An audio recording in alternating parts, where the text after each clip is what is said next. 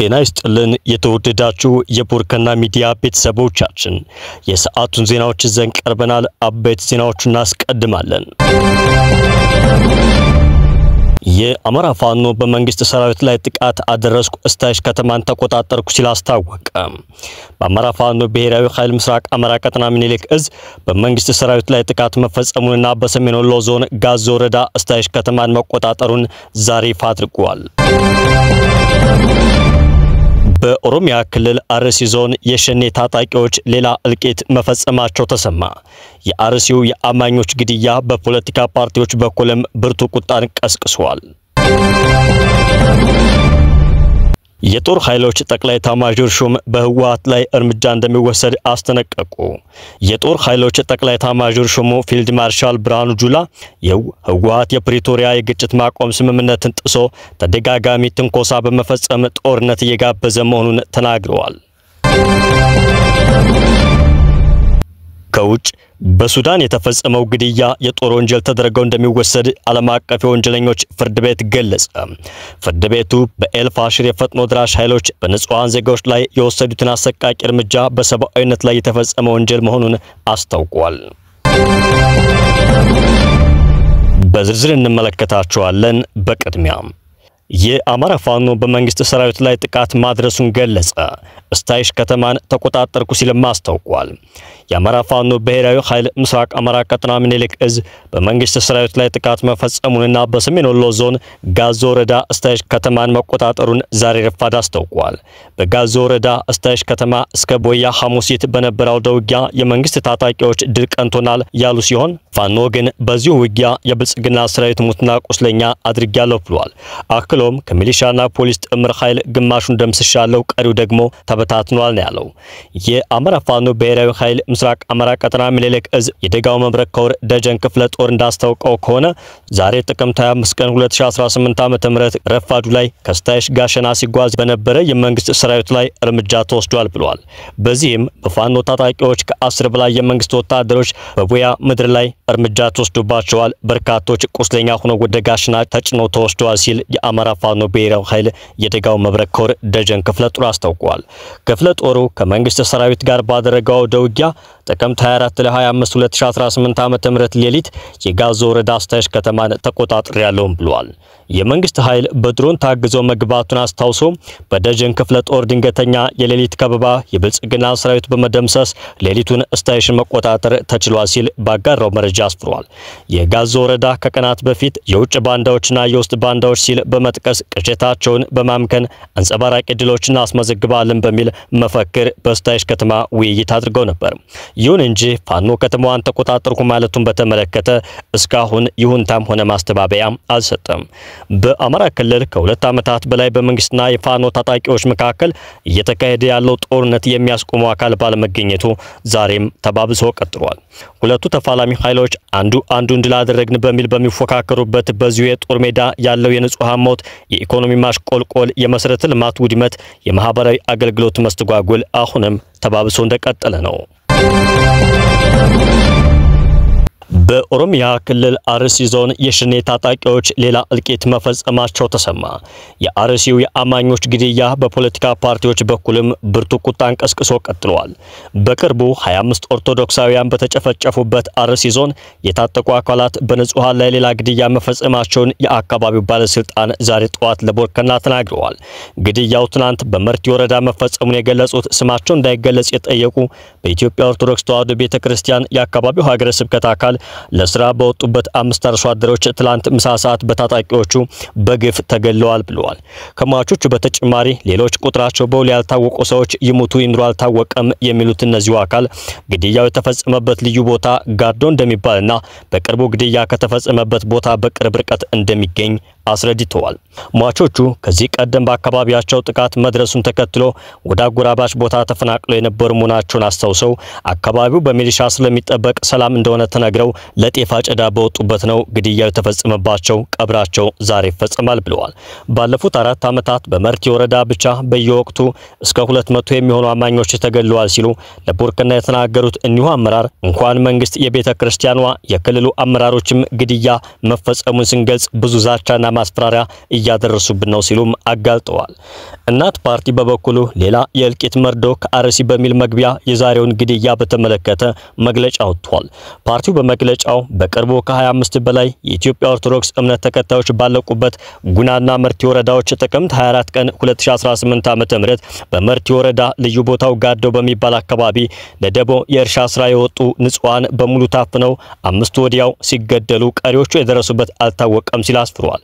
ራሳቸውን እንዳይከላከሉ በአላማና በጥንቃቄ በመፈጸሙ እጣፈንታቸው እልቂታቸውን ቆሞ መጠበቅ ሆኗል ያለው ፓርቲው እልቂቱን በጽኑ አውግዟል። አዲሱ የመርቲ ወረዳ ግድያ የተፈጸመው በዚሁ በተያዘው ወር በዞኑ 25 ኦርቶዶክሳውያን መጨፍጨፋቸውን ተከትሎ የብዙሃኑ ሐዘን ባልደረቀበት የፖለቲካ ፓርቲዎችም ግድያውን በሚመለከት ቦታው ድረስ ሂደው በማጣራት መግለጫ ማውጣታቸውን በቀጠሉበት ሁኔታ ነው። የሃይማኖት ተቋማትና በርካታ ፓርቲዎች ሰሞኑን ጉዳዩን የሚያወግዝ መግለጫ ማውጣታቸው የሚታወስ ሲሆን ጉዳዩ ብርቱ ቁጣን ቀስቅሶ ቀጥሏል። የአማራ ብሔራዊ ንቅናቄ አብን በበኩሉ ግድያው መፈጸሙን በአርሲ ተገኝቶ ስለማረጋገጡ ትናንት አመሻሹን ባወጣው መግለጫ ገልጿል። ፓርቲው አሰቃቂ ግድያ በህዝባችን ላይ የተፈጸመ ያለበት ሁኔታ አለ ብሎ ግጭት ጠማቂዎች ባላቸው አካላት እጅግ አሳፋሪና አደገኛ የማህበረ ፖለቲካ ዝንባሌዎች ጎልተዋል ሲል ብስጭቱን ገልጿል። አብን በመግለጫው ማንነት ተኮር ጥቃቶች ይቁሙ፣ መንግስት የዜጋዎችን ደህንነት ያስከብር፣ ፍትህ በማንነታቸው ብቻ ተለይተው ለተጠቁ ዜጋዎች ሲል ጠይቋል። በአርሲ ዞን ተገኝቶ ባደረገው ማጣራት የአማኞች ግድያ እውን መሆኑን አረጋግጫለሁ ብሏል። በዚህም የሃይማኖትና የእምነት ተቋማትን ኢላማ ባደረጉና በትጥቅ በታገዙ አካላት በርካታ አማኞች ከመገደላቸውና ከመጎዳታቸው በተጨማሪ በርካቶች መፈናቀል፣ የግል ንብረትና የእምነት ተቋማት ውድመት ደርሷል ያለው የአርሲው የአማኞች ግድያ በርካቶችን ማስቆጣቱ የቀጠለ ሲሆን አብን በመግለጫው ማንነት ተኮር ጥቃት የበርካታ ዜጋዎችን ህይወት ከመቅጠፉም በላይ ከፍተኛ ቁሳዊ ውድመት እያስከተለ ከጊዜ ወደ ጊዜ እየተስፋፋ መምጣቱን ገልጿል። የሰሞኑ አሰቃቂ ድርጊት ከቀድሞዎቹ የሚለየው በርካታ የዞኑ የወረዳና ቀበሌዎች ያካለልና በዘመቻ መልኩ የተፈጸመ ከፍተኛ ጉዳት የተመዘገበበት መሆኑን ያነሳው አብን ግድያው በድግግሞሽ መፈጸሙ ስር የሰደደ መሆኑን የሚያስገነዝብ እንዲሁም የአካባቢውን መንግስታዊ የፖለቲካና የጸጥታ መዋቅር የተጠያቂነት ደረጃ ከፍ የሚያደርግ ሆኖ አግኝተነዋል ብሏል። በግድያው የተበሳጨው የአማራ ብሔራዊ ንቅናቄ ይህ አሰቃቂና ያልተቋረጠ ተደጋጋሚ ግፍ በህዝባችን ላይ የተፈጸመ ባለበት ሁኔታ በተጓዳኝ ሁለት እጅግ አሳፋሪና አደገኛ የማህበረ ፖለቲካ ዝንባሌዎች ጎልተው ተስተውለዋል ሲልም በመግለጫው አስፍሯል። በዚህም ይህ በህዝባችን ላይ የተፈጸመ የሚገኘው ጥቃትና ብሶት ፍጹም እንዳይታወቅና እንዳይነገር ከውስጥና ከውጭ በሸፍጥ የተሰለፉ በተቋማት ውስጥ የተኮለኮሉ ግለሰቦች መኖራቸውን በመጥቀስ በብርቱ ተችቷል። የተፈጠረውን ችግር በህዝባችን ማህበራዊ ውቅር ውስጥ የተነዙ ሰውት ትርክቶች ውርስና ተፈጸሙ ያላቸውን የታሪክ ቅራኔዎች ማወራረጃ አድርገው የሚያቀርቡ ከታሪክ ካሉበት ተቋም አላማና ተልእኮ ያልተማሩ የሁለት መንገድ ተጓዦች እንዳሉ መመልከቱንም ገልጿል። ፓርቲው ግጭት ጠማቂዎች ያላቸው እነዚሁ አካላትም በተጎጂዎች ላይ ጥላቻን ሲያስተላልፉ ተመልክተናል ሲል በብርቱ ወቅሷል። በመሆኑም በመንግስት ሀገራዊና ቀጠናዊ የፖለቲካና የደህንነት ጉዳዮችን በግልጽና በኃላፊነት ስሜት ለመፍታት አስፈላጊውን ትጋት እንዲያስተካክል፣ ችግሮቹ ተባብሰው ወደ ለየለት ግጭት ከመገባቱ በፊት ተገቢውን እርምጃ እንዲወስድ ይጠይቋል። የፌዴራል የጸጥታ አካላት ጣልቃ እንዲገቡ ተጠያቂነትንና ፍትህ ሊያሰፍን የሚችል ገለልተኛና ግልጽ ምርመራ እንዲከናወን ዘላቂ የፖለቲካና የህግ መፍትሄዎችም ተግባራዊ እንዲደረጉ አብን በመግለጫው አሳስቧል። እንዲሁም የወደሙ እምነት ተቋማት ተመልሰው እንዲገነቡ፣ ጉዳት ለደረሰባቸው ወገኖች አስፈላጊውን ድጋፍ እንዲደረግና የተፈናቀሉ ነዋሪዎችን ወደ ቀያቸው መልሰው በማስፈር ሰብአዊ ድጋፍ እንዲያገኙ መንግስትና የሚመለከታቸው አካላት ርብርብ እንዲያደርጉም ጠይቋል። መላው የኢትዮጵያ ህዝብ እንዲህ አይነቱን የተዛነፈ ሐሳብና የተግባር አካሄድ በመራቅና በማስተካከል የቀደመ ኢትዮጵያዊ ጨዋነቱን እንዲያጠናክር ሲልም ጥሪውን አቅርቧል። የአርሲ ዞን ዋና አስተዳዳሪ ግን በዞኑ ሁሉም ብሔር ብሔረሰቦች በፍቅር እየኖሩ ነው፣ ጽንፈኞች በውሸት በማህበራዊ ሚዲያ ስሟ እየጠፋ ነው፣ ምንም ችግር የለም፣ ሰላም ነው ሲል በገሃድ እያስተባበሉ ይገኛሉ። በኦሮሚያ ክልል አርሲ ዞን የተለያዩ ወረዳዎች ላለፉት 4 ዓመታት በመቶዎች የሚቆጠሩ ንጹሃን በታጣቂዎች የተገደሉ ሲሆን በያዝነው ጥቅምት ወር 2018 ዓመተ ምህረት ብቻ 25 አማኞች መገደላቸው ይታወሳል። ይሁን እንጂ መንግስት ለጉዳዩ መፍትሄ እንዲሰጥ በየአቅጣጫው ቢጠየቅም መፍትሄ ባለመስጠቱ ግድያው እስካሁን ድረስ አልቆመም። ትላንት በመርቲ ወረዳ የተገደሉትን አርሶ አደር ጨምሮ የሟቾች ቁጥር አንድ ወር ባልሞላ ጊዜ ውስጥ 30 ደርሷል።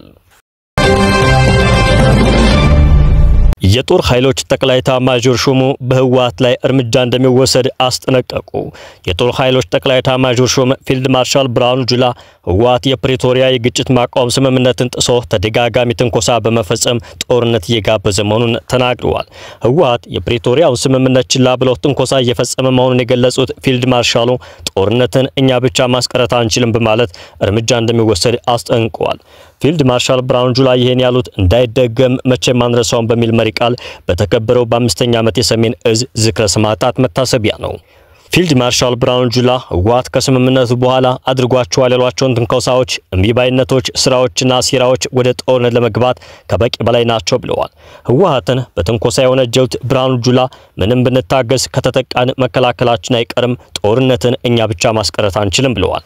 ህወሓት ከፕሪቶሪያው ስምምነት በኋላ የፈጸማቸው ትንኮሳዎች ወደ ጦርነት ለመግባት ከበቂ በላይ መሆናቸውን ፊልድ ማርሻሉ ገልጸዋል። ይሁን እንጂ ምንም ብንታገስ ከተጠቃን እንደ ዳግማዊ ሰሜን እዝ ከሆነ መከላከላችን አይቀርም ያሉት ፊልድ ማርሻሉ ጦርነት መቀስቀሱ አይቀሬ መሆኑን ጠቁመዋል። ፊልድ ማርሻሉ በሰሜን ወሎ ግንባር ፋኖ ጋር ተቀናጅታችሁ ገብታችሁ እቅድ አውጥታችሁ አመራር እየሰጣችሁ ተዋግታችኋል ሲሉ ከሰዋቸዋል። ከፋኖ ጋር ተባብረዋል የተባሉትን የህወሓት ኃይሎች ዝም ብለናቸዋል፣ ለትንኮሳ ሁሉ መልስ አንሰጥም፣ ሞልቶ ከፈሰሰ ግን ምንም ማድረግ አንችልም ብለዋል። ህወሓት ለዳግም ጦርነት እየተዘጋጀ መሆኑን የጠቆሙት ብርሃኑ ጁላ በፕሪቶሪያው ስምምነት መሰረት ትጥቅ ፈትቶ ወደ ማህበረሰቡ የተቀላቀለውን ወጣት እየበሰበሰ ነው ብለዋል። ህወሓትን በጠላትነት የፈረጁት ፊልድ ማርሻሉ የትግራይ ህዝብ ከዚህ ኃይል ነፃ መውጣት አለበት ብለዋል። ወንጀለኛ ነው ያሉት ህወሓት የትግራይን ህዝብ ጣፈንታ መወሰን የለበትም ያሉ ሲሆን ለዚህም ከራሱ የተገነጠሉ ኃይሎችን አስተባብሮ ማስወገድ ይገባል ብለዋል። ፊልድ ማርሻል ብርሃኑ ጉጅሌ ሲሉ የጠሩት በህወሓት ውስጥ ያለ ኃይል እስካልተነቀለ ድረስ ኢትዮጵያ ሰላም አታገኝም ሲሉ ተደምጠዋል። ፊልድ ማርሻሉ በካሃዲነት የተፈረጁት ህወሓት ትንኮሳ መፈጸሙን ከቀጠለ የሚመሩት መከላከያ ሰራዊት እርምጃ እንደሚወስድ አስጠንቅቀዋል። ፊልድ ማርሻል ብርሃኑ ጁላ በማስጠንቀቂያቸው አንቸኩልም፣ ጦርነት አንፈልግም፣ በልማታችንና በብሔራዊ ጥቅማችን ላይ የመጣ ከድንበር ያለፈ ከሆነ ግን እንዋጋለን፣ የተደራጀነውም የታጠቅነውም ለዚያ ነው ብለዋል። ትግራይ ከዚያ በላይ መሸከም አትችልም ያሉ ሲሆን የኢትዮጵያ ሉዓላዊነት ለማስደፈር ከውጭ ኃይል ጋር እየሰራ ነው ያሉትን ህወሓትን እንዲታገል ጥሪ አቅርበዋል። ህወሓት ለመታገል ከትግራይ የታጠቁና ያልታጠቁ የፖለቲካ ኃይሎችን ትግል የደገፉት ፊልድ ማርሻሉ መንግስት እንደሚደግፋቸው ፍንጭ ሰጥተዋል። የህወሓት ጀነራሎች በአሁኑ ወቅት ጦርነት እየጎሰሙ መሆኑን የጠቆሙት ፊልድ ማርሻል ብርሃኑ ጁላ ለዳግም ጦርነት መፎከር ማቆም አለባቸው ብለዋል። ህወሓት ከኤርትራ ጋር ድንበር ጥሶ ግንኙነት መጀመሩን፣ የተበተነ ታጣቂ መሰብሰብ፣ አዲስ ኃይል ማሰልጠንና ተፈናቃዮችን የፖለቲካ መያዣ ማድረግ ግልጽ ትንኮሳ ነው ብለዋል። ከውጭ በሱዳን የተፈጸመው ግድያ የጦር ወንጀል ተደርጎ እንደሚወሰድ ዓለም አቀፉ የወንጀለኞች ፍርድ ቤት ገለጸ። ፍርድ ቤቱ በኤልፋሽር የፈጥኖ ደራሽ ኃይሎች በንጹሃን ዜጎች ላይ የወሰዱት አሰቃቂ እርምጃ በሰብአዊነት ላይ የተፈጸመ ወንጀል መሆኑን አስታውቋል። የጀነራል መሐመድ ሐምዳን ዳንጋሎ ወይም ሄመቲ ታጣቂዎች ኤልፋሽርን ከተቆጣጠሩ በኋላ የሰብአዊ መብት ጥሰት መፈጸማቸውን ከዓይን እማኞች ማረጋገጥ ችያለሁ ብለዋል። የዓይን እማኞቹ የፈጥኖ ደራሽ ኃይል አባላት ቤት ለቤት እየዞሩ የጅምላ ግድያ፣ ጾታዊ ጥቃት አድርሰዋል፣ ህፃናትን በወላጆቻቸው ፊት ረሽነዋል ሲሉ ተናግረዋል። የዓለም ጤና ድርጅት ባወጣው መረጃ ታጣቂዎቹ በኤልፋሽር ሆስፒታል ላይ በፈጸሙት ጥቃት ከ460 በላይ ሰዎች መገደላቸውና የህክምና ባለሙያዎች መታገታቸውን አስታውቀዋል። በከተማዋ የመገናኛ አውታሮች ዝግ በመሆናቸው ዝርዝር መረጃዎች ማግኘት አለመቻሉን የገለጸው ድርጅቱ የሟቾች ቁጥር ከዚህም ሊበልጥ እንደሚችል ጠቁሟል። እንደ ፍራንስ 24 ዘገባ ከጦርነቱ ጋር በተያያዘ በኤልፋሽር ካዱግሊና ሌሎች በአማጺ ቡድኑ በቁጥጥር ስር በገቡ ከተሞች ከፍተኛ የረሃብ አደጋ ተጋርጧል ተብሏል። በአሁኑ ወቅት በሱዳን ከ60 ሺህ በላይ ሰዎች ኤልፋሽር ከተማ ለቀው መሰደዳቸውን የተባበሩት መንግስታት ድርጅት አስታውቋል። የተባበሩት መንግስታት ድርጅት የስደተኞች ኤጀንሲ እንዳስታወቀው ከሆነ በዳርፉር ግዛት የምትገኘው ኤልፋሽር ከተማ በፈጥኖ ደራሽ ኃይሎች RSF ስር በመግባቷ ከ60 ሺህ በላይ ዜጎች ከከተማዋ ለመሰደድ ተገደዋል።